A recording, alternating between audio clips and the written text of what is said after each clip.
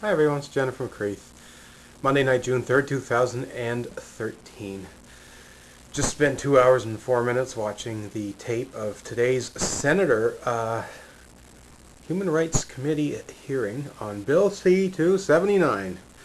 And I gotta say, out of all the 279 meetings, I'd say this one contained the most reasonable questions by the most reasonable people and containing a panel of reasonable answers. I mean, we've picked apart the critics one by one. We've given the answers, the same answers, consistently. The fear-mongering of transphobic people. I think we're finally hitting the pendulum where we've all caught on as a society that the fear-mongers are just that, fear-mongers. We went through this 20 years ago, and if gay people are allowed to get married, it's going to be the end of the world. Well, that didn't happen. Gay people get married, and they live happily ever after. In fact, some of their relationships last longer than most heterosexual relationships.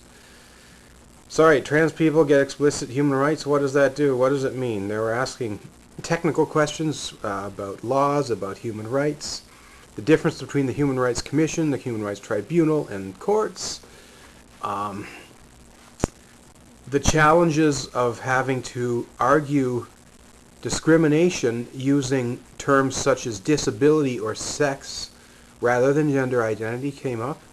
And one particular conservative asked panelists, including the Human Rights Commission and a trans or an LGBT organization that does human rights work, if you could improve this bill, what would you do? And they both indicated that they would prefer to revert back to the original bill, which is exactly what I've been pushing all along. Gender identity and gender expression are two distinct and separate classifications that need to be stated in this protection. Secondly, they both agreed that creating a definition for either or term was inconsistent with human rights legislation amendment protocol, whereas definitions are often left to the tribunals and the courts to determine on the basis of merit, common sense, and on international protocol. So I have hopes that I've been saying I did not like this bill when they put those amendments in. I want the bill as it was. Gender identity, gender expression need to go in that bill. Right now gender expression is out. Gender identity comes with a caveat, being a definition that is unclear. Ultimately, the meeting allowed everyone to talk about the actual challenges. Is the discrimination real that's out there? Yes, it is. We talked about housing. We talked about employment. We talked about healthcare. We talked about violence. We talked about having trouble getting identifications. Interestingly enough, in the bathroom conversation, it was noted that trans people are the ones who are already face risky situations in bathrooms, not other people who are perhaps afraid of trans people. There was even an example cited right here at home in Newfoundland where a 6-year-old child felt unsafe using bathrooms at school and was not accommodated, and the child's mother had to take time off work to come to school, meet the kid for recess, take the kid across the street to use a safe bathroom in a private business. So there you go. There's serious problems here in Newfoundland. Another concern for me is that I wasn't aware of that and I wasn't engaged on this. It's great to see a bunch of cis allies fighting our cause, but it would have been nice to see some trans people speak to this Senate committee. Because not all of their questions were answered, and I think they are legitimate questions. I don't think they're bullshitting here. I am going to make it a priority to revisit that tape, and any question that was not answered, I'm gonna write them and give them their answer. So this is important stuff, folks. Yeah, just Jennifer with a little tired update. Been a long week, a long day, but I thought it was a very interesting meeting, and I'd like to see the senator recommend that they remove the changes and revert back to the bill in its original form. Go back to the House with a recommendation that the bill in its original form is just fine. Pass it, and we'll pass it, and we can move on with this, folks. So yeah, there you go. There's my perspective. Now, we'll give credit to folks that, in some cases, I haven't spoken highly of. Egale, Canada, sent someone to speak there that did a pretty good job. So, good for you, Ryan. And Ryan and I have exchanged emails in the past. I've actually helped Egale. Yes, surprise, 2011. Ryan asked me to help him with something. I can't remember what it was, but I did 4 hours of research and sent him a bunch of information that proved helpful. So there you go. See, we can get along if it's to fight a common cause. And you're going to see more of that, I think, perhaps in the future. Jennifer McCreath, the aligning with people you might not expect me to align with. Perhaps I will mend some fences and get back on the same page with folks that I have not gotten along with or worked along with over the past year. Because it's important to have trans visibility everywhere. That issue came up.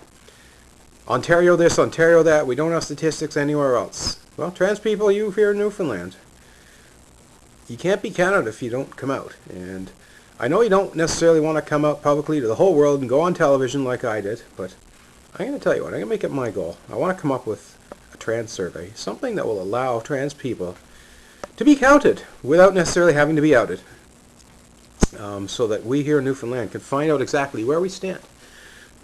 I know where we stand on access to healthcare funding. I know that you're not going to get the same level of service, same level of finance as you would in Ontario, or Quebec, or British Columbia, or Manitoba. You don't have the same human rights protections. And how's that affecting us when you can't get the surgery you need? How's that affecting you when you can't get your ID changed? You want to make change, folks? You got to step up to the plate. I'm here. I'll lead this if I have to. I'll lead it alone if I have to. What I won't do is sit by and do nothing, because that's been a problem. I've observed that we need to do some work here, and that'll be the theme of my next video. Trans Newfoundlanders, we need to stand up, identify ourselves, work together, and get caught up with where things are in Ontario, because there's lots of movement in trans rights in Ontario. It's time for us to take advantage of that and say, okay, government, Ontario did this, they fixed that, they gave them human rights, they gave them health care, they gave them ID. Well, we need that stuff here too, folks. So let's work together. This is a call for proposal to work with me. I'll make myself available and accessible, I promise. We can meet publicly, we can talk privately. If you're trans, you're Newfoundlander, you're having trouble with your health care, your job, your housing, your human rights, worried about your physical safety, worried about your emotional state, please do get in touch. JenniferMcCreath.com. There's an email address on there. I would love to hear from you.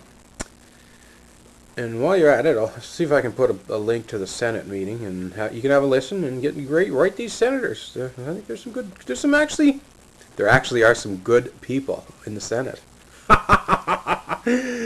We did not see Duffy or Wallen at that meeting, but the people that were there were, I think, good people, genuinely interested in getting it right the first time.